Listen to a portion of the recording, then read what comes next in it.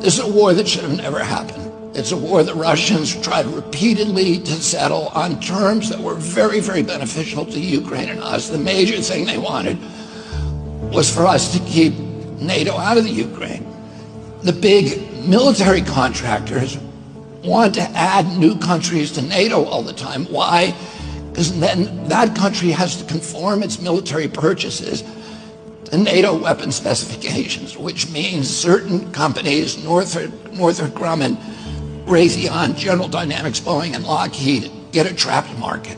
In March of 2022, we committed $113 billion. Just to give you an example, we could have built a home for almost every homeless person in this country. We then committed another $24 billion since then, 2 months ago, and now President Biden's asking for another $60 billion.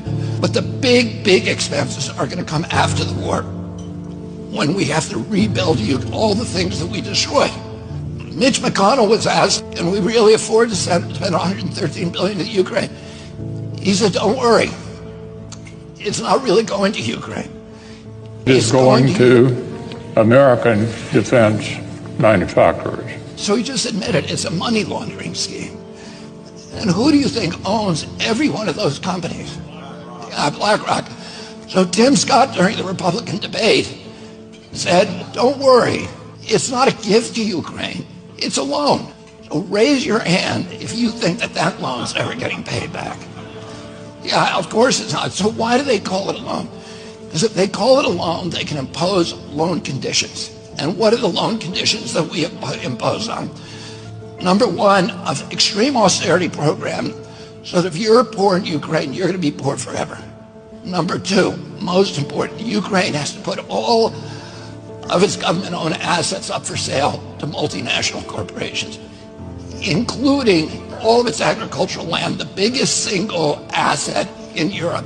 In Ukraine, there's been 1,000 years of war fought over that land. It's the richest farmland in the world. It's the breadbasket of Europe. 500,000 kids almost, Ukrainians have died to keep that land as part of Ukraine. They almost certainly didn't know about this loan condition.